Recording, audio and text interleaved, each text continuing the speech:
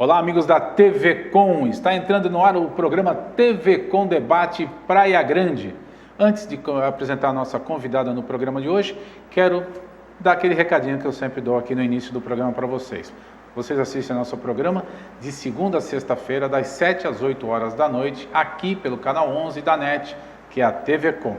Se você não tem tempo de assistir o programa nesse horário, tá ocupado, está na faculdade, está trabalhando em alguma coisa, você pode assistir através do nosso perfil no facebook.com/TV Com Debate Praia Grande. Está tudo aí na tela, você assiste a hora que você quiser, de onde você quiser, onde você estiver. O entrevistado que está aqui no programa é interessante para você? Você tem algum conhecido que mora muito longe, você quer que assista essa matéria? Passa uma mensagem para essa pessoa, passa o link, ele vai assistir o programa lá, a pessoa vai assistir o programa lá, onde ela estiver. Bem fácil, quantas vezes quiser. E se você quer participar do nosso programa, também é muito simples e é através do nosso perfil no Facebook. Vai lá no inbox, mande sua sugestão, sua crítica, recomende um assunto, uma pessoa para ser entrevistado, tudo isso. Você pode fazer através do nosso inbox. Não mande pela nossa linha do tempo, porque eu acredito que ela esteja bloqueada e não é legal também. Você escreve as coisas lá na linha do tempo, a gente acaba nem vendo. Então manda pelo inbox, que é certeza que cai na nossa produção e a gente agiliza o que você quer que a gente faça aqui, porque você também ajuda a gente a produzir o programa. Muito bem, vamos à nossa convidada do programa de hoje. Essa mulher fez uma coisa que está um monte de gente querendo fazer. Então ela vai contar a história dela aqui para a gente. Ela é pedagoga, ela é escritora e agora, para completar esse ciclo, se tornou também blogueira, né? O nome dela, Cristine Marotti, que está aqui com a gente hoje. Tudo bom, Cristine? Tudo bem, muito obrigada por receber aqui. Um prazer, muito obrigado você ter dispensado um tempo dessa tua agenda corrida aqui no Brasil. Sim, mas você estava falando uma coisa interessante, eu posso ver o programa lá na China também, né? Pô, claro, com certeza, você vai ver lá na China. Porque a Cristina, nós estamos gravando hoje é 10, né? Hoje é 10? É 10. Hoje é 10. Eu acho que é 10. Eu sou meio perdido com esse negócio de data. Hoje é 10, nós estamos gravando no dia 10, a Cristina está voltando para a China amanhã, dia 11. Então, o programa vai passar na semana que vem aí para vocês que estão nos assistindo. Vocês estão nos assistindo na segunda semana de maio. Tá? E depois o programa vai para a internet também. Aí ela vai assistir lá de Xangai, na China. Isso. Onde você nasceu, Cristine? Eu nasci em Santos, né? É daqui do litoral. Sou aqui da Baixada. E morei a minha vida inteira aqui, com 44 anos, que aconteceu essa possibilidade de mudar para a China. Né? Que legal. Fui acompanhando meu marido, que foi transferido para lá. E estamos lá. Ele está lá desde 2004 e a gente foi, assim, a família foi em 2009. 2004, está há 13 anos lá. Quase 13.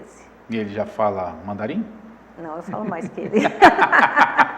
Eu sou mais faladeira. E Cristine, qual é a tua formação? Eu sou pedagoga de formação. Sim. E sempre trabalhava na prefeitura de Praia Grande. Que foi onde eu te conheci. Sim. E eu comecei na Secretaria de Educação, minha formação básica é professora, né, meu cargo. E depois eu trabalhei na Secretaria de Educação, sempre trabalhei com muita gente, né, primeiro fui trabalhar com capacitação de professores, depois eu fui para a Secretaria de Cultura, que foi quando eu encerrei minha carreira na prefeitura para ir para a China. Aqui no Brasil, eu lembro da época que você falou, falei, nossa, que coragem, vai para o outro lado do mundo. E é uma mudança absurda, né? Sim, tem muita coisa que a gente não entende, quem olha de fora não consegue entender. A gente que está lá também não entende, mas... são aspas, né? Mas a gente consegue, convivendo no local, aí você também tem que se esforçar um pouco para entender a cultura, né? Porque lógico. A gente é o hóspede lá, né? A gente se vê como estrangeiro. E aí você tem que rever os seus conceitos e tentar entender a cultura do lugar onde você vive. Afinal de contas, você foi para lá porque você quis.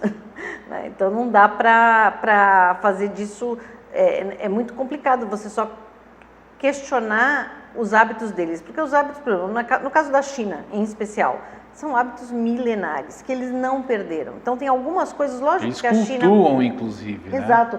Lógico que a China hoje é um país top, cheio de desenvolvimento, cheio de tecnologia, é uma construção a cada esquina, mil coisas para se fazer, mas eles têm hábitos deles, culturais mesmo, muito arraigados. E eles não mudam, são coisas assim de milênios, né? Porque é a civilização mais antiga do mundo. Sim. E qual foi, assim, o maior impacto que você teve? Eu não gosto de usar muito o termo choque cultural, mas aqui eu vou ter que usar. Qual foi o que mais te marcou na tua chegada lá? Olha, tem várias coisas. A língua é uma coisa que já te bloqueia de cara, Assusta, né? não Assusta. Se bem que onde a gente mora hoje, que é Xangai, né? Eu chamo Shanghai porque é como o chinês chama, mas em português Xangai, é uma cidade muito internacional, né? Então, você consegue se virar bem com o inglês. Hoje em dia, tem muito brasileiro morando lá. Então, mesmo? tem dias que eu só falo português. Olha, que legal! Porque tem uma comunidade muito grande brasileira. E, assim, todos são a maioria dessa comunidade é de pessoas que foram acompanhar, de famílias que foram transferidas pela empresa, já foram com emprego, né? Já foram com uma situação. Coisa, né? Não dá para ir para. É muito complicado ir para a China sem um respaldo, né? Porque chega lá, para você arrumar um emprego lá, você tem que ter um conhecimento básico, não, muito mais do que o básico da língua. Então isso já é um impacto para todo mundo. E os hábitos dele e a questão de visto, né? Na China ninguém ganha cidadania. A gente está lá há 12 anos, né, quase 13, e todo ano a gente tem que renovar nosso visto. Né? Não existe essa coisa de, não, já está aqui há 5 anos, há 10 anos, isso não existe lá. Então, assim, a questão da língua, ela impacta muito quando a gente chega, e dos hábitos mesmo. Né? Então, eles têm alguns hábitos que nos chocam, porque aí as pessoas falam assim, eles são mal educados. Mas eles não são mal educados, eles são educados de maneira diferente. Os códigos culturais deles são códigos culturais diferentes dos nossos. Então, o que acontece? Por exemplo, eles cospem no chão, eles escarram, vamos dizer assim, pela palavra correta.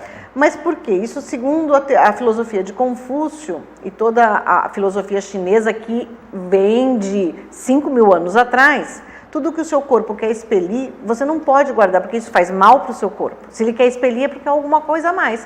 Então, eles têm vontade de pôr alguma coisa para fora, eles põem. Então, isso é em todos os sentidos? Em todos os sentidos. Meu Deus.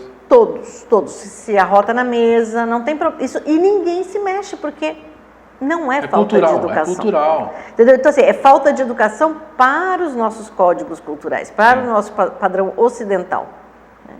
Então, assim, mas não adianta. Quando você chega lá, isso assusta. Assusta porque... Impacta, né? Porque eles têm 1 bilhão e 400 milhões de pessoas andando pelas ruas, né? E aí tudo se torna enorme, tudo se torna muito grande, tudo se torna demasiado. A proporção assim é assustadora. Assim como São Paulo pra gente, né? Tudo que a gente fala aqui em Brasil em termos de cidade, de população, e a gente faz comparação com São Paulo, assusta. Porque São Paulo... 12 milhões de habitantes, aquela coisa toda, vai comparar qualquer coisa de Praia Grande com 300 mil habitantes com São Paulo... Mas 12 milhões de habitantes é uma cidade pequena para média. Sim, na China. Por isso que eu estou te falando que é a dimensão, né, que tudo é extrapolado, né? Sim. É uma loucura. Então, assim, essas coisas chocam muito. Então, assim, a língua, com essa questão cultural mesmo deles, que impacta a gente no início, né? E você não conseguir se comunicar, gente, é muito duro. É muito duro. No início, como é que você fez? Você não falava chinês, mandarim, vai. Você não falava mandarim, certo? Certo. Você fala inglês. Falava um pouco. Hoje eu falo inglês. Naquela época eu... Você arranhava. Arranhava. Sim, a maioria das pessoas arranham em inglês, certo? Você se virou lá como? No inglês? Então, no inglês. Foi aí que eu fui estudar inglês mesmo, e aí você começa a conviver no dia a dia. Então, aquele inglês que a gente acha que fala, que você se vira bem em viagem, tudo não serve para nada. Que a gente se vira bem em viagem não é inglês, é mímica. Mas na China a mímica funciona muito bem. A facilidade é que o povo chinês ele é muito receptivo. Ah, isso é maravilhoso. Tá? Então, o que acontece? Principalmente lá em 2004, quando o Mário foi, todo mundo... E um detalhe, em 2004 não era em Xangai que ele estava numa cidade chamada Changchun, no norte da China, perto da Mongólia. E essa cidade estrangeiro era coisa rara lá. Então, assim, numa cidade de, sei lá quantos milhões de habitantes, tinha 2.000 estrangeiros. Então, assim, nada, né? a gente andava na rua, as pessoas paravam para tirar foto, porque tinha pessoas ali que nunca haviam visto um estrangeiro na vida. Uma pessoa que não tinha o olho puxado, as características do asiático. Então, lá... o que funcionava muito, e naquela época, 2004, não existia smartphone ainda, nem internet móvel. Entendeu? As coisas estavam engatinhando. E assim, eu me lembro que o iPhone, eu acho que surgiu em 2008, né? E a gente só foi ter um iPhone em 2010. E mesmo assim, lá na China não havia internet móvel ainda. Era muito restrito. Então, essa facilidade, hoje, quem vai hoje para a China está milhões de anos-luz na nossa frente, de quem foi em 2004. Eu senti muita facilidade na minha viagem que eu fiz ano passado, usando o Google Tradutor. Sim.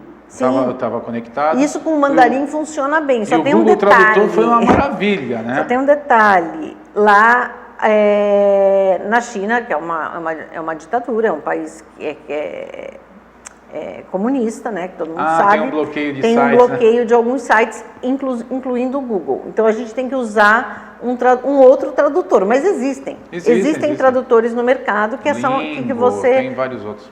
Consegue acessar na China. Então lá você não acessa, por exemplo, Facebook, você não acessa Instagram. O meu blog mesmo eu faço através de um VPN. Né, que eu não sei explicar o que é o VPN, mas é um negócio que eu instalo no meu computador e que me dá sinal de outro lugar do mundo. Você diz para a rede mundial de computadores que você não está localizada na China, você está em outro país. Em outro país. Quando cai aqui, costuma acontecer aqui no Brasil, que de vez em quando aparece um juiz e corta o WhatsApp de todo mundo. Aí o pessoal liga um VPN. Aí o WhatsApp fica cortado no Brasil, aí você instala o BIR no telefone, aí a gente escolhe um país no mundo onde o WhatsApp está funcionando. Aí ele fala para a rede... Eu uso um que chama Betternet, muito bom. Exato, é a mesma coisa. Então ele diz que você está... Em outro lugar. Em outro lugar. Tá na Suíça, aí o teu WhatsApp funciona normalmente durante o dia. Eu não sou muito ligada em tecnologia, mas então eu sei que este aplicativo nos dá a chance de usar. Então, Danadinha, né? Não entende muito de aplicativo, mas já burla lá. E é uma questão assim, lógico que o governo sabe que a gente usa, mas para os estrangeiros eles acabam fazendo alguma vista grossa. E você não está fazendo, é óbvio... Nada que você foi monitorada e ainda é monitorada e vai continuar sendo, só que eles estão vendo o teu conteúdo, porque eu acessei algum conteúdo teu e o teu conteúdo é só coisa legal. Eu pelo menos, eu tenho 26 perguntas aqui, 26 ou 27, que eu pretendo fazer a maioria delas para a Cristine aqui nesse nosso bate-papo. Não vou conseguir, é óbvio, né? Mas peguei tudo no blog dela, que depois no finalzinho do programa a gente vai deixar o blog aí na tela, o site dela também tudo certinho, vocês vão poder acessar, tem muita coisa legal lá.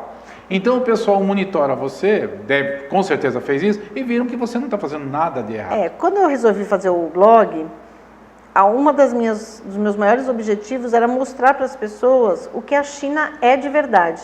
Porque assim, a mídia mostra no Ocidente, de modo geral, tá? Não é só no Brasil, uma China horrorosa, cheia de gente mal educada, suja, blá, blá, blá. Mas, gente, a China não é isso. E mostra um país bruto. Então, quando eu decidi fazer um blog, né, eu comecei a fazer o blog primeiro com o objetivo de atualizar minha família e meus amigos. Afinal de contas, do outro lado do mundo, como é que você vai se comunicar? Pessoal, aproveitando só um pouquinho, desculpa, Cristine, a gente está colocando a tela da capa do blog aí na tela, tá? Eu não estou colocando aqui agora, mas vocês estão vendo aí na tela a capa do blog dela, para quando vocês forem procurar, vocês já saberem direitinho como é que é o layout do blog dela. Isso. E aí, o que acontece? Eu comecei a ver que o público não conhecia aquela China que eu estava contando, que era a China que eu vivo. Que você estava vivendo, né? né? Então, assim, existem coisas, tudo que falam sobre a China é mentira? Não, não é mentira, tá? Muita coisa é verdade. Só que, às vezes, as pessoas, a mídia em geral, foca muito as coisas ruins e sem dar um destaque para o que é bom. Então, eu falei assim, não... Quando eu comecei a perceber que o meu blog tinha saído do campo familiar e de amizade, né, porque isso aconteceu, eu falei assim, não, então a responsabilidade é muito grande. Então eu quero mostrar a China, essa que eu conheço, essa que eu vivo, que tem seus defeitos, que tem as coisas boas, mas que tem as coisas ruins, mas que tem as coisas muito boas também. Então você tem que saber fazer um balanço. E aí, dentro dessa minha busca de informação, depois que eu aprendi inglês direito, né? Eu fui fazer um MBA, então eu fiz um MBA numa universidade chinesa, mas o curso em inglês, que mostrava assim, qual o impacto da cultura chinesa dentro dos negócios. Porque todo mundo fala assim, vou fazer um negócio da China. Negócio da China, gente, só chinês faz. Tá? Exatamente, o pai de um amigo meu falava já isso. Negócio da China deixa para chinês fazer. Chinês faz negócio da China, mas só eles. A gente pensa que sabe fazer. Então, assim, esse MBA me deu algumas coisas, lógico que eu aprendi muito, e até a troca de experiências com outras pessoas que também tinham uma experiência empresarial e de negócios que eu não tinha, porque na realidade eu não trabalho na China, né? Eu fiz do blog o meu trabalho, mas é uma coisa que é voluntária, né? Eu faço porque eu gosto e porque eu resolvi mesmo investir o meu tempo em alguma coisa, porque quando eu decidi acompanhar o meu marido, eu falei, bom, se é para mim ir, eu tenho que voltar uma pessoa melhor do que eu fui. Alguma coisa tem que acontecer na minha vida. E o blog aconteceu dessa maneira. E aí, depois que eu fiz esse MBA, eu comecei a ver que algumas coisas que eu imaginava, que eu olhava e falava assim, mas isso aqui, eu acho que isso aqui não é uma coisa de hoje, não é essa coisa não é a falta de educação, é a cultura deles, né? Então, assim, existem códigos culturais lá que é muito complicado da gente entender, porque a lógica deles não é a nossa. Eles têm outra maneira de pensar. Sim, é um outro mundo, né? É um outro mundo. E aí eu decidi no blog mostrar esse lado da China, com os seus defeitos, sim, com as dificuldades que a gente passa lá, com o que é ser um estrangeiro na China, né? Não é fácil, mas eu sou da teoria que se a gente só tem limão, gente, vamos fazer uma limonada, e se a coisa piorar, a gente põe uma vodka, eu acho uma que só tem, acho que um lugar que eu acredito que seja pior que a China ou o Japão. Em termos assim, de adaptação, seria a Grécia. Porque lá realmente eles falam grego. Eles falam grego, na China eles falam mandarim, né? Falam mandarim, assim, é a língua oficial, mas existem 55 dialetos. Eu já ouvi isso aí, menina, em então, cada assim, canto... É uma loucura, mas o mandarim é a língua oficial. Então, hoje em dia, mas eles são que nem aqui a nossa língua portuguesa, por exemplo, você vai para o sul, tem o sotaque do sul. Sim, sim. Né? Eles são então, mais ou menos similares? Isso. Hoje em dia, de 30 anos para cá, né, depois que acabou o período do Mao Tse Tung mesmo, que começou essa nova geração de governo, eles adotaram o mandarim. Na realidade, acho que foi o Mao Tse Tung mesmo que adotou o mandarim como língua oficial da China. Então, hoje, as escolas todas, em qualquer parte da China, ensinam o mandarim. Tá? Não o cantonês, ou o uigur, ou os outros tantos dialetos. E o cantonês ainda é muito forte no sul da China, né? E em Hong Kong e Macau, que não é China. É China, mas não é China. É uma coisa meio difícil de explicar. Podemos falar isso mais tarde. Mas assim, para vocês terem uma ideia, se eu saio da China, se eu for para Hong Kong, eu tenho que passar na imigração, carimbar meu passaporte, sair do país. E quando eu entro, eu tenho que entrar pela imigração, não é aquela viagem assim, porque se eu vou de Xangai a Beijing, Beijing é Pequim, tá? O nome oficial da cidade é Beijing. Então, se eu pego um avião, vou para lá e volto, como ir daqui para São Paulo. Sim. Agora, se eu vou para Hong Kong, é a mesma coisa que eu estou fazendo uma viagem internacional. Tem que passar pela imigração. Tem que passar pela imigração. Bom, e aí voltando ao blog... E a mesma situação é com Macau também. Macau também. Macau era a concessão inglesa, não é francesa. isso? Francesa. Mas não, oh meu Deus, é que portuguesa. Macau era concessão portuguesa. Ah, era portuguesa? Hong Kong era inglesa. Ah, tá. Eu estou confundindo tudo. Tanto que você vai em Macau, é muito bonito, é muito legal. Ainda bem que tem você aqui para corrigir. Não, e eu quase que... Macau, assim, você vai nas ruas, tem Praça da Sé, tem Avenida Praia Grande, tem... Aí você vai numa igreja, por exemplo, tem lá os folders em português, inglês e mandarim. Ah, que legal. É bem interessante. E a Cidade Velha lembra muito algumas cidades de Minas Gerais, ou então aquelas cidades tipo Pelourinho, em Salvador, sabe, assim, a arquitetura de Portugal mesmo, né, da época do... Sim, que foi de onde nós herdamos aqui também. É o português de Portugal, mas ninguém mais fala. Hoje, o chinês que mora lá não fala mais português. A língua acabou sendo esquecida, eles falam Isso que teve uma época, ainda existe isso, que ensinavam português na escola? Era lá? Não, em Macau sim, teve uma época que se falava, o governo ainda tem portugueses no governo, portugueses de Portugal. Macau seria, por exemplo, um estágio de aclimatação para quem pretende ir para a China? Não. Não vai servir? Não. Porque aí chega lá, tem o português consegue não. ir O português aprendendo. não tem. Em Macau eles falam uma outra língua, eles falam cantonês mais do que o... Tá. Hong Kong também eles falam cantonês, tá? Não falam, o mandarim não é a língua oficial. E assim, são lugares diferentes. Não vai te adiantar, você vai ter... Por exemplo, Hong Kong é muito mais ocidental do que chinesa.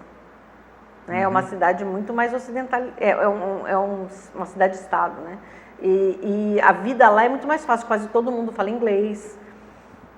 Então é um outro estilo de vida. A China é China, que eles chamam de China continental. Né? É China, é diferente. Então uma coisa não substitui a outra, não. Pensei que no caso de Macau, por ter ter sido colônia portuguesa, seria um caminho para quem estiver nos assistindo e estiver pensando em ir para a China, poderia fazer por ali o caminho para aprender a língua, né? Não. Até porque vai aprender uma língua que não é falada na China. Que não é mais falada na China. Então vai... Só no sul da China. Então esqueço o que eu pensei. Guangzhou, nessa região de Cantão, que aqui a gente conhece como Cantão, que é Guangzhou. Lá eles também falam cantonês. E o teu blog?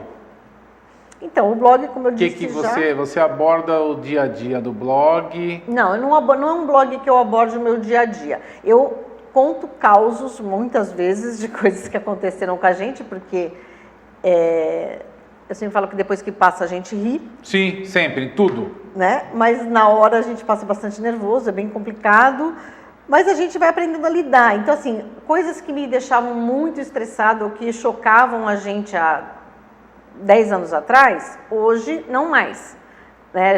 A gente já sabe lidar com aquilo. Então, mas a gente passa por situações que realmente a gente ri depois porque são até hilárias mesmo. Mas na hora causou então, assim, eu conto algumas coisas dessas, mas não é pontual. Não é que aconteceu hoje, eu vou lá. Não é aquele blog que todo dia eu vou lá. Não tem aquela obrigação de você postar alguma coisa todo dia. Eu tenho uma agenda de postagem, sim, que é mais ou menos de 2 a 3 vezes por semana.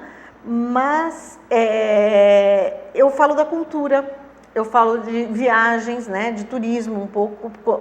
Toda viagem que eu faço dentro da China, eu tento colocar para as pessoas relatar e dar algumas dicas, indicar guias e essas coisas assim. E da cultura mesmo, né? Por que eles gostam tanto do número 8 e odeiam o número 4?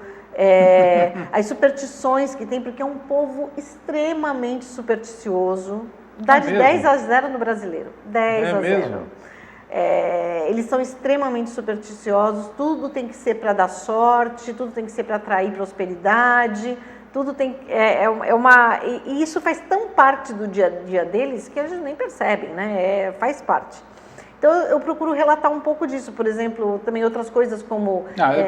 Entrando no número 8, você falou que eles não gostam do número 8. Não, adoram. Adoram o número 8. O 8 é veneradíssimo. O 4 é que não gosta. Então tá, aí você fez uma postagem lá no seu blog, 8 motivos para não morar na China. Diz um motivo assim pra gente. Então, o 8 é porque eles gostam do 8. Eu acredito que se você tenha optado pelo número 8 por isso. Não, eles gostam do número 8. Não, na realidade, eu optei pelo número 8 porque eu gosto muito de morar na China, né? Então, e tem muitas vantagens de morar lá. Aí eu não consegui achar 10 razões, entendeu? Achou 8, tá tudo certo. Pronto, tá bom. Então, tá de bom assim, tamanho. mas assim, eu já até falei algumas coisas, né? Quando você vai morar, recebe uma proposta para ir trabalhar na China ou pretende ir até lá, mesmo para turismo, tá? Então você tem que pensar, a poluição é um fator bem a poluição, impacta. inclusive, você tem uma foto aí que você mostra, que é justamente você fala da poluição, não é isso? Eu tenho até uma postagem lá no meu blog, que foi, a foto nem é minha, foi de uma repórter da Globo que mora em Beijing, lá em Pequim, e ela tirou uma foto do apartamento, da janela do apartamento dela, um dia, estava bom o tempo, e no dia seguinte, ou 2 dias depois, estava um dia de poluição altíssima, e ela tirou a foto do mesmo lugar, e você não enxerga nada. Teve um grande prêmio da Fórmula 1 que ficou sob risco por causa da poluição. Mas isso já faz tempo, né? Faz uns 2 anos, eu acredito, 2 ou 3 anos. Essa foto aí, que é dos 8 motivos para não mudar, que é justamente você quer mostrar nessa foto, que é a poluição. Que é essa foto que está na tela aí agora. Então, assim, a poluição é um fator que é para as pessoas ponderarem. Para mim, para minha família... Para mim seria horrível. Sabia que eu não posso ir para a China? Por quê? Porque eu tenho alergia a qualquer tipo de fumaça. Você acender um incenso ali no canto do estúdio, eu fico sem ar. Você não pode visitar um templo sequer na sua vida.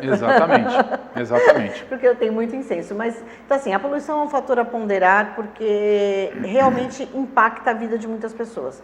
A nossa, da minha família, até hoje a gente nunca teve nenhum tipo de problema com isso. Mas é um fator a se levar em conta, principalmente quem tem criança, tudo mais. Eu também não sou muito neurótica, entendeu? Eu levo a minha vida. Até hoje, nesses 12 anos, teve 2 dias que eu realmente falei assim, não, hoje eu não vou sair de casa porque a poluição está muito alta. Então, eu acho que é uma média boa. 12 anos, 2 dias. Mas tem pessoas que andam de máscara todo dia. Agora, você vê muitos chineses de máscara, não só pela poluição, tá? Porque eles também, como é uma população muito grande, eles usam máscara se eles estão resfriados. Até por respeito aos outros moradores. Até para evitar algumas epidemias, né? Alguma coisa assim. Bom, aí um outro motivo que eu já falei é o idioma, realmente é uma coisa que impacta bastante. Se você vai para uma cidade como Xangai, ou como Beijing, ou até Shenzhen, são cidades que têm mais estrangeiros, então você consegue se virar bem com o inglês. Mas saiu dessa bolha internacional que a gente chama, o inglês não vai te adiantar muita coisa. Meu Deus. É o mandarim mesmo, poucos, aí fala assim, mas os chineses falam inglês, eu falo assim, falam tanto inglês quanto o brasileiro fala inglês. Você não vai num mercadinho da esquina e vai ter um atendente que fala inglês. Verdade. Não vai ter. Aqui no Brasil não tem, lá na China muito menos. Bom, vamos fazer o seguinte? Vamos dar uma respiradinha? Sim, senhor. Tá? Que eu falo bastante, mas você também tem um pique danado. Você fala bem. Não, eu falo. Nós vamos tomar um golinho d'água, a gente está chegando no final desse nosso primeiro bloco.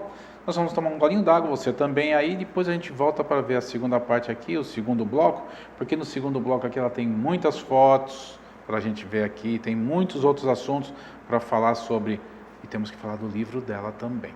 Tá bom? Voltamos já.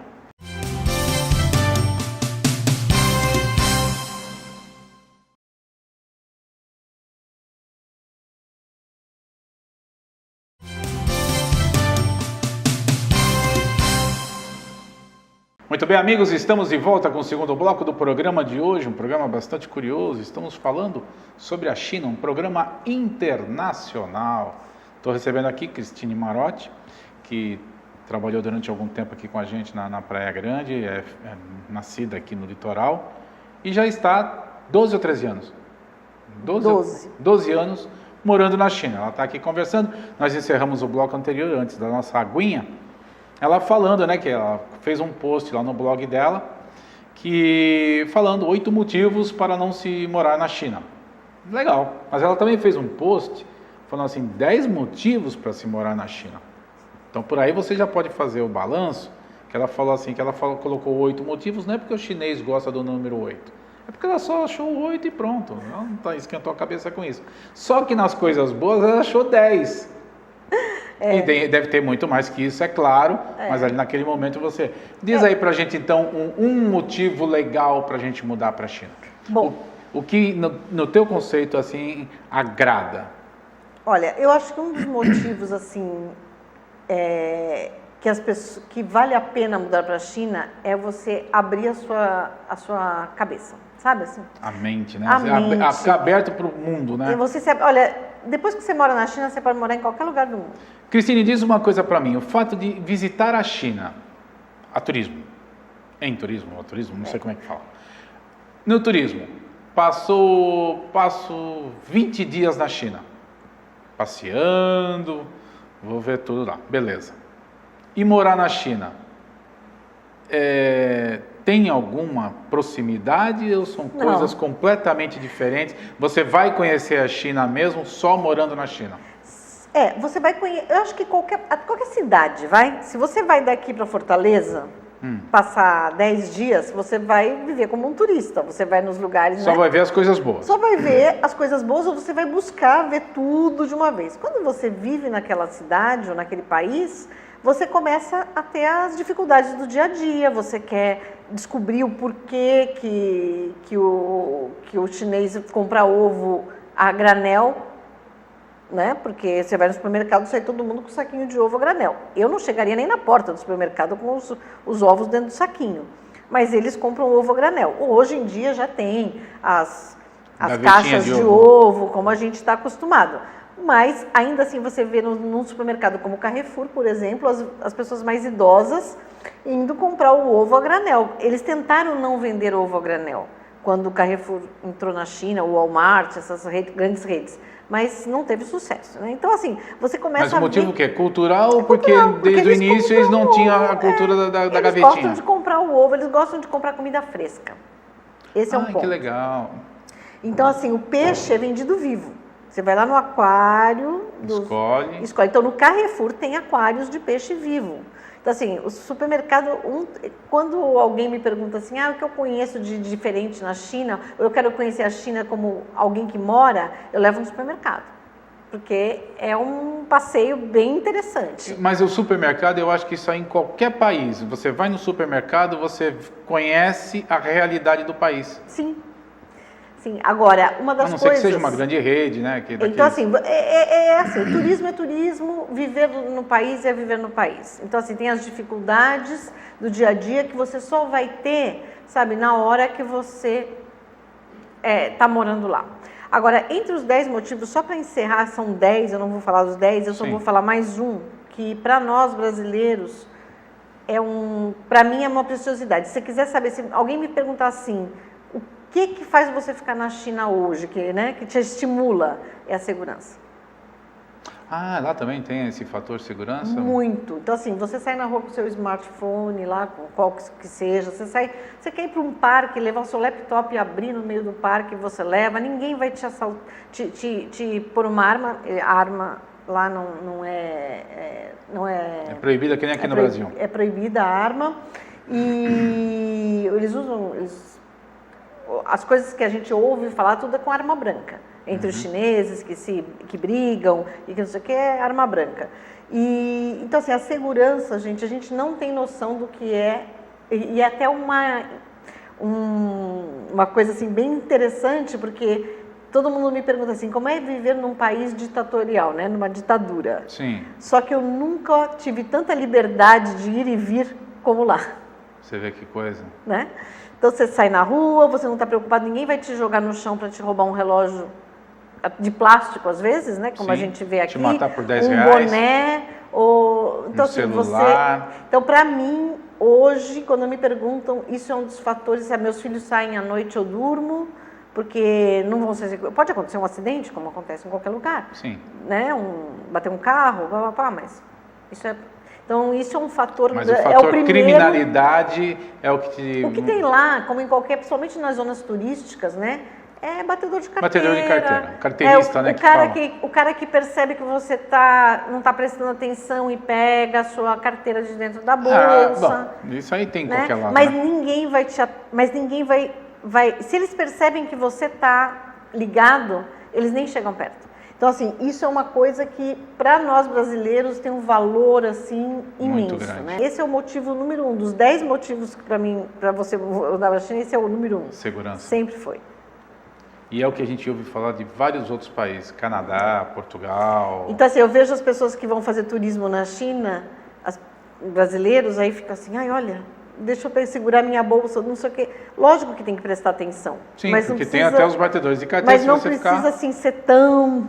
É difícil para as pessoas relaxarem ao andar na rua. Nos primeiros dias, né? Nos primeiros dias. E, voltando ao turismo... O turismo na China é uma coisa assim que eu recomendo todo mundo que tenha vontade para levar seu sonho adiante, porque tem lugares maravilhosos lá para conhecer. Qual? Diz aí um pra gente. Olha, Beijing, né, que é a capital, onde tem a muralha da China, que é uma Eu obra, acho que eu assim... tenho a foto, você mandou para mim a foto.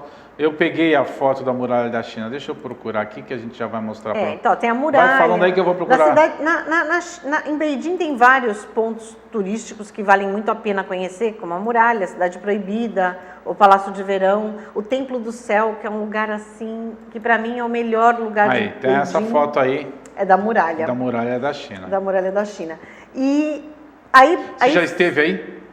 Umas 4 vezes. Sério? Agora só falta eu ir no inverno com neve, que eu nunca fui. Com neve? É. Deve ser legal, né? Que dá para escorregar aqui em cima e vai embora. Não é bem assim. Isso engana bem, viu, gente? Tem que ter perna para andar meio quilômetro. Eu imagino. E aí tem, saindo dessa coisa de Beijing, né, que é a capital, Xangai é um lugar que tem, mas é a cidade que eu moro, então eu não vejo muito como turismo. Aí tem Xi'an, que é onde tem os guerreiros de terracota. Aqui tem essa foto que a gente está mostrando aí. É impressionante você ver esse galpão, assim, de não sei quantos 1000 metros, com todos esses bonecos. Isso foi uma escavação? Não, isso foi um imperador, há muitos mil anos atrás, que os chineses acreditam que depois da morte você continua tendo uma vida no céu, igual a sua vida aqui, tá? Até hoje. Então, assim, no dia de finados deles... Eles queimam dinheiro, de mentira, claro. Eles queimam... Tá vendo? Os chineses não. É inteligente, negócio eles da queimam, China. Casas, então eles fazem assim maquetes de casa, carro, dinheiro, e eles queimam aquilo porque aquela fumaça está levando esses bens materiais para os antepassados que precisam disso para viver. E nessa época, aí, muitos anos atrás, esse imperador acreditava que ele ia precisar do exército dele. Então ele mandou construir em argila, né, em terracota, todo o exército dele. Então são mais de 5.000 soldados. Então, mas o que eu estou dizendo é que esse galpão que você falou... Foi uma escavação. E foi uma escavação, estava tudo soterrado, não é isso? Estava tudo soterrado. Um sitiante lá, que tinha um sítiozinho, foi cavar para... um poço de água. E no que ele cavou, na hora que voltou uma cabeça. Nossa Senhora, né, um pedaço aí desses guerreiros. E aí ele chamou a universidade, tudo, e começaram a escavar. Então tem alguns locais que ainda não foram abertos. Ah, ainda tem? Tem, é um exército. É um exército. E esses soldados são Eu tive numa diferentes. exposição aqui em São Paulo. Em 2003. Eu estive, né? Eu fui nessa Eu também, exposição. eu nem imaginava que eu ia para a China nessa época.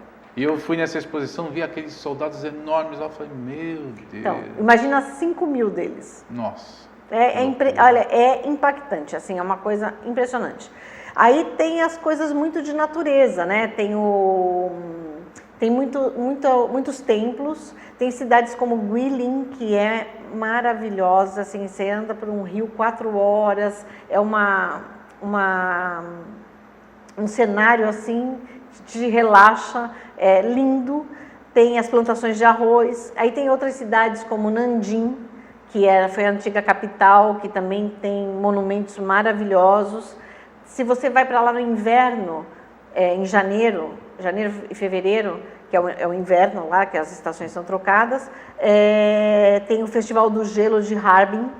Ah, das estátuas, né? Maravilhoso. Das esculturas. É assim, gente, é congelante. Nós fomos lá, nós pegamos menos 40 graus. Nossa Senhora. Mas é o tipo de passeio que vale o sacrifício de você ir num dia, sei lá, sexta-noite e voltar no domingo de manhã, sabe? Passar um dia e meio lá. Congelando, mas não adianta. Eu tenho, acho que 3 ou 4 artigos no blog sobre Harbin, mas você pode ver todas aquelas fotos, você vai achar, algumas fotos são muito bonitas, mas você vê ao vivo é algo assim que não tem preço. Então, se você eu falo para todo mundo, quem vai viajar para a China, se propõe a viajar para a China no inverno, ou quem mora lá, né, que nem a gente, tem que ir nesse lugar, porque são 2 dias e meio você gasta para entre ir e vir e ficar lá, e é um espetáculo assim que não tem igual. Bom, e tem que chegar lá e comprar roupa de inverno lá, porque aqui no Brasil você não vai encontrar uma roupa de inverno para segurar 40 graus, assim. né? Lógico que você precisa de roupa, sapato bom, mas eles também têm uns sachês de carvão ativado que você cola na roupa e ele esquenta. Então, assim, tem alguns truques. Quem vive no inverno tem alguns truques, Sim, né? tem que ter, né? Porque lá menos é uma 40... cidade. A cidade que o Mário morava antes da gente ir para Xangai, Changchun, chegava a menos 20, chega, né? A menos 28, menos 25. Então, a gente tem que aprender a conviver com isso, né? Porque a vida é normal. A criança vai para a escola, as pessoas saem para ir... Tem que ter vida normal, tem casamento, trabalhar. Tem festa de aniversário, sai para trabalhar todo dia... Ixi, Maria. Bom, A menos 20 e tantos graus fica complicada a coisa. É tudo relativo. Olha, o primeiro inverno que a gente passou na China, eu quase morri de frio. Né? Hoje, eu uso roupas lá com 10 graus que eu usava aqui quando eu estava 20. Aí eu dou risada de mim mesma quando eu me olho no espelho. Eu sei que eu tive na Alemanha, acho que estava 1 grau, 0 grau, coisa assim. Frio. Eu não conseguia tirar a luva para tirar foto. Eu morro de frio nas extremidades. Com essa temperatura eu não uso mais luva. Ah, tá. Ela começou a me esnobar. Eu não tirei fotografia. Eu tô falando, tudo é relativo nessa vida. Eu não tirei a luva para não tirar foto. Aquela luva grossa de motoqueiro. Por exemplo, lá em Harbin você não consegue tirar a luva. Se você tirar a luva, seu dedo congela. Eu não conseguia 1 grau, 0 grau lá na Alemanha. Eu falei, meu Deus do céu. Bom, aí tem passeios assim maravilhosos. Tem um lugar também que chama Leshan. Isso que eu não conheço ainda muita coisa. Meu sonho é conhecer o Tibete, que eu ainda não fui para o Tibete. Mas eu quero fazer, enquanto a gente está lá, a gente tem que aproveitar para conhecer tudo, porque é muito difícil para um turista que vai passar 20 dias conhecer todos esses lugares. Não tem como. Porque ele vai para o Chavão, né? Vai para o Chavão. Ou então você vai lá no principal, né, no Chavão principal, que é Beijing, e aí você tenta sair pelo menos em 1 ou 2 lugares que sejam alternativos. Tem que fazer uma bela pesquisa antes. E tem um lugar também chamado Leshan, Yemeishan, que é maravilhoso. O Leshan tem um Buda esculpido na rocha, dá de frente para um rio. Assim, o dedão do Buda, né, que os pés dele estão no nível do rio, o dedão dele é do nosso tamanho. Nossa, assim, é maravilhoso. Aí você sobe do lado dele as escadas, tem no blog lá artigos sobre isso, você consegue tirar uma foto com a cabeça dele. E o simbolismo, né? E o simbolismo disso. E aí, quando você vai visitar Leshan e Yemeishan, que é uma outra montanha, você já aproveita para visitar os pandas, que ficam em Chengdu, que tem uma reserva Os pandas nós temos fotos aqui. Deixa eu ver se eu acho a foto do panda aqui. O Paulo vai colocar a foto do panda aí para vocês aí na tela. Tem uma reserva de preservação da espécie em Chengdu, que é, para você ir para Leshan, por exemplo, você tem que chegar em Chengdu. Então, essa foto que o Paulo colocou aí na tela pra gente é dos pandinhas pequenininhos, né? no berçário. São filhotinhos ali. Estão no berçário. Que aquilo ali é um rádiozinho ali do lado, para eles ficarem ouvindo uma musiquinha? Sim, claro. Eles são super bem tratados. É um berçário. Mas você tem uma mesmo. foto, você abraçada no panda. Sim, eu abracei um panda de essa verdade. foto aí eu não tenho como ver agora e como colocar aqui no estúdio na hora da gravação, porque ela vai mandar essa foto pra gente ainda, mas a gente vai mostrar pra vocês aí agora. Vocês estão vendo, eu vou ver só depois quando eu assistir o programa já pronto. Então, Ele é macio? Muito, gente. É muito. Ele é fofo, né? É fofo demais. Ele é fofo, ele é uma graça. Ele tem, no meu canal do YouTube, tem um post no blog que tem o filme, o vídeo da gente, porque o rapaz que trabalhava lá no centro de preservação, ele filmou. Mas assim, é coisa de 1 minuto no máximo. Mas é bastante. Mas assim, foi uma experiência que eu saí de lá assim, falei, ai, meu Deus, eu já fiz tudo que eu queria aqui, né? Já vi uma experiência assim, era um sonho, foi muito legal. E ele lá, ele é super... bem tratado, porque é um centro de preservação da espécie, na realidade. na China mesmo, o panda, ele é... É o animal nacional, né? O símbolo Sim. Um dos símbolos nacionais é o panda, né? Que o panda é chinês. E ele é tão bonzinho, ele tem uma carinha tão de bonzinho. Mas é um urso, né? É que esse que eu abracei, que eu vou te mandar a foto, ele tem 8 meses só. É maior que eu. Tem algum risco, É então, quase por maior. exemplo, ficar perto dele? A força deles, ele é um animal selvagem, é um animal, né? a força deles, tudo, a gente não consegue controlar, né? Eles não são criados como em cativeiro, né? Eles são criados na como reserva. Se tivesse eles tentam liberdade. fazer ao máximo o habitat do panda, né? Alguns interferir o mínimo possível na vida deles. Alguns são enviados para zoológicos, tudo, mas não é essa o objetivo principal desse centro de preservação da espécie, né? É preservar mesmo, porque estava quase em extinção. E uma coisa que eu achei bem interessante lá é que existem os pandas vermelhos, que eu não sabia. Eles parecem mais um gambá. Eu estou sabendo agora. Panda vermelho? Panda vermelho. Eles parecem um gambá, na realidade. Eles são menores e eles têm um rabão, assim, e ele tem uma faixa branca nas costas, lembra muito um gambá. E o corpo dele é todo vermelho? Vermelho, de Só pelo tem vermelho. essa faixa branca? Ele tem as orelhinhas? Tem um pouquinho, mas é diferente. E o rabo dele é meio listrado. Você tem foto desse panda vermelho? Tenho no então blog. Nós vamos mostrar para vocês também a foto aí do panda vermelho. Panda vermelho, eu mando para você também. Que interessante. Eu não sabia que existia. Eu também não, descobri lá. Eu nunca tinha visto o panda vermelho antes. Mas se você pôr no Google lá, panda vermelho, você vai achar. Eu tive contato com isso aqui agora. Nunca nem imaginei. Mas vale a pena, vale a pena. E o negócio dos presentes na China, Cristina? Cristine, você colocou aqui, tem um post seu que você fala dos presentes. O que é essa particularidade? É aquela coisa, né? São os códigos culturais deles. Então, assim, existem algumas coisas que você jamais pode dar de presente para um chinês. Como, por exemplo, um relógio de parede. Você não pode dar um relógio de parede de presente para um chinês porque ele vai achar que você está querendo contar a hora da morte dele. Mais ou menos assim. Bom, entra naquilo que você falou no início, que são muito supersticiosos. Muito supersticiosos. Você não pode embrulhar um presente nem dar nada branco, flores brancas, por exemplo, porque branco representa a morte. Porque a palavra morte, branco, 4, elas têm sons semelhantes.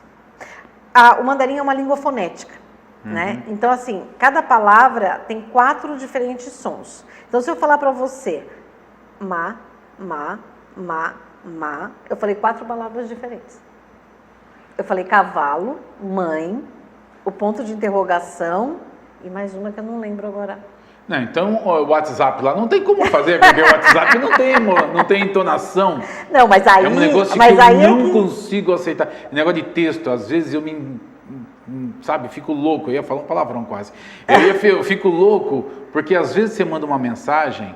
E o corretor te manda outra. E a pessoa pensa que você está brigando com ela. Não, você não está brigando. Eu falo, gente, texto, se você não usar uma pontuação bem usada, o texto ele não tem emoção. Então, mas o que acontece? Mas isso, porque você sabe que existe uma codificação do mandarim, que é o pinyin, que é o som colocado de maneira que o ocidente consiga ler, né? Então é o ma, M-A. E aí tem os 4 acentos. Só que no caractere, cada ma desse que eu falei, é escrito de uma forma. Está escrito de uma forma completamente diferente. Então é bem engraçado quando você vê 2 chineses conversando e eles falam uma coisa, o outro não entende, eles desenham o caractere na mão. Para ele entender que aquele, por exemplo, o ma que ele está falando é mãe, não cavalo. Né? Porque você pode falar assim... A sua mãe é linda, você pode falar, seu cavalo é lindo, né? Ou assim, dê isso para sua mãe, dá isso para o seu cavalo, é fácil Isso é só um exemplo bem assim, que eu estou lembrando agora. Sim. Mas, na realidade, a escrita para eles é o caractere, né? O pinyin é para facilitar o aprendizado e o entendimento. E hoje em dia o pinyin também tanto que assim, antigamente a criança Antigamente, que eu estou falando há 30 anos atrás, a criança só começava a aprender o pinyin depois que ela dominasse pelo menos 3.000 caracteres. Ela era alfabetizada pelos caracteres e depois ela aprendia o pinyin. Hoje o pinyin, eu não sei qual a relação na aprendizagem, realmente eu não sei, mas o pinyin hoje ele é muito utilizado no computador. Porque como é que eles vão escrever aqueles caracteres todos? São 15.000 caracteres, né? Não dá. Decorar então eles começam a. Então assim, o teclado, no meu celular eu tenho o teclado em mandarim. Então você começa a digitar, por exemplo, o ma.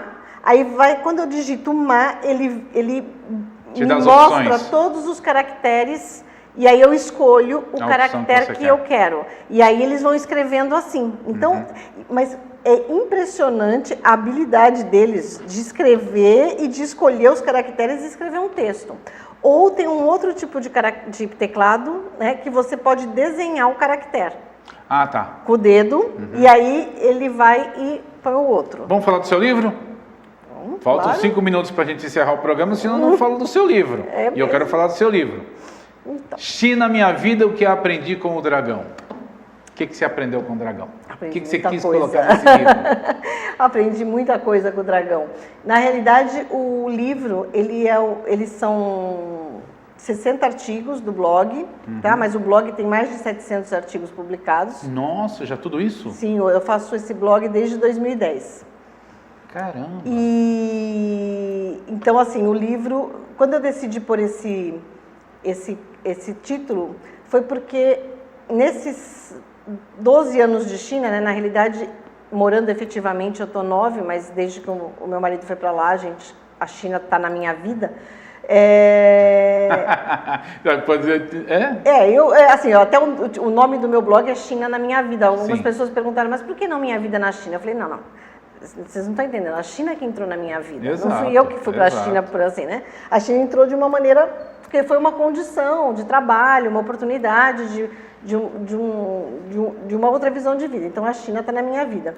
E aí nesses anos todos, eu aprendi muita coisa, sabe? Assim, muitas coisas mudam na nossa cabeça quando você vai morar num país. Incrível quando é uma mudança de país, muda a gente e interiormente, assim, né? Principalmente porque eu não fui nova para a China, né? Eu já tinha 44 anos quando a gente mudou. Então, você está numa idade com seus 40 anos, vamos dizer, que você fala assim, eu já sou um adulto, eu já tenho minha carreira, eu tenho a minha profissão, minha formação, nada mais vai mudar na minha vida. A zona de conforto. A zona de conforto, sim, principalmente ela. Que é a pior coisa que tem, é sair da zona de conforto. Inclusive assim, aí eu dividi o livro em 8 capítulos, claro. Enquanto você vai falando aqui, eu vou mostrando as fotos ali, que senão a gente não mostra as fotos do teu lançamento. Vou começar mostrando aqui as fotos do lançamento na Praia Grande. Sim. Então essa aí é com a Angelita e a Maura lá sentadinha no fundo. A Maura está comendo um salgadinho. Lá, certo? Sacanagem. Então, aí eu dividi o livro em 8 capítulos. Sim. Claro, porque 8 é um número de sorte chinês, né? Sim. Na realidade eu falo um pouco da comida, falo um pouco desses causos que a gente vive, né? Como é que é a vida da China, da nossa relação com o mandarim. Então assim, eu dividi em tópicos assim da cultura, algumas coisas assim, e o último capítulo é o que eu aprendi com o dragão, que aí são os meus textos mais assim filosofando sobre a vida, né? Inclusive eu falo dessa questão da zona de conforto. Você viver num país como a China, talvez como a Índia ou algum outro país assim que tem essa cultura muito diferente, não existe zona de conforto pra gente. Exato, é isso que eu ia falar agora. É todo dia você vive uma aventura, né? Então é uma coisa que é bem interessante e assim, muitas coisas que então você fala assim, uma das coisas que eu aprendi é nunca diga nunca. Né? Às vezes as pessoas olham para mim e falam assim, mas você é muito corajosa, eu nunca iria para a China. Eu falo assim, não fale que você nunca iria, né? Porque eu realmente, você falou dessa exposição que teve em São Paulo, eu me lembro que eu fui com a Luizinha até, nós fomos visitar essa exposição, imagina, é aquela coisa maravilhosa, mas nunca passou para diria, né? Nunca tinha passado pela minha cabeça ir para a China. Eu falo no começo do livro que se me desse um cartão de crédito sem limites e falasse assim, pega, você não tem limite, você vai para onde você quiser, Eu não iria para a China, naquela época, né, em 2004. Talvez hoje está na mídia, hoje todo mundo quer ir para a China, mas naquela época eu não iria. Então,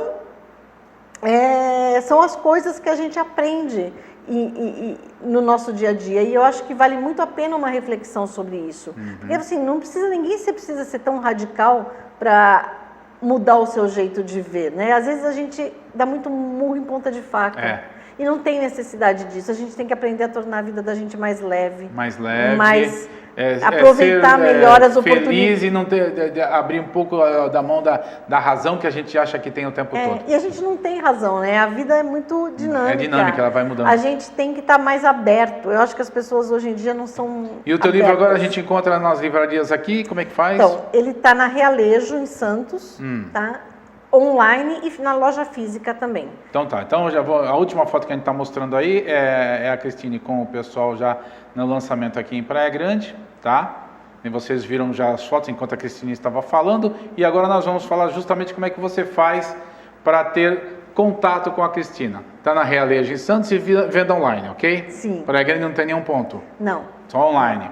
Quem quiser entrar em contato com Cristine Marotti...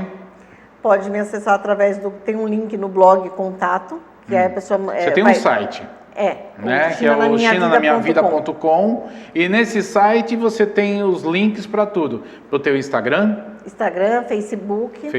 Tudo é China na Minha Vida, @China na Minha Vida. E aí as pessoas tanto podem me contatar em box no Instagram ou no Facebook, ou e aí vocês vão conversando e é sempre até gostoso, né? Você tem quantos contatos mais ou menos por essas mídias sociais?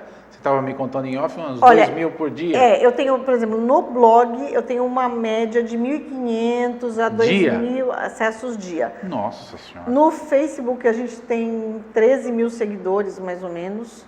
Assim, porque a China tem pouca referência da China em português. Então, hoje em dia, eu não estou falando em termos de business, de negócios, né, de informações mais acadêmicas, econômicas, mas para quem tem curiosidade sobre a China de uma maneira mais coloquial, o China na Minha Vida, ele é uma referência em português. Maravilha. Bom, tá tudo aí na tela para vocês, a gente vai estar deixando na tela todas as informações. Quero agradecer a você, Cristine. Eu que agradeço o espaço que vocês estão dando, para o livro, para o blog, e que vocês... Sempre quando tiver alguma novidade lá, se quiser fazer aquele negócio do videozinho que eu te falei, faça o vídeo, manda pra gente que a gente possa aqui pro pessoal para contar as novidades da sua vida ou da China na sua vida. Te espero lá na China. Vamos ver se eu vou lá um dia. Tá bom, obrigado pela tua participação aqui pra gente. Boa viagem, bom retorno. Obrigada. Tá? Que vocês tenham muita saúde e felicidade. Obrigada, Carlão, mesmo. E eu agradeço a vocês que acompanharam a gente nesse bate-papo gostoso aqui com Cristine Marotti, que é pedagoga, escritora, blogueira e apaixonada pela Cher. E a gente volta no próximo programa. Um grande abraço a todos.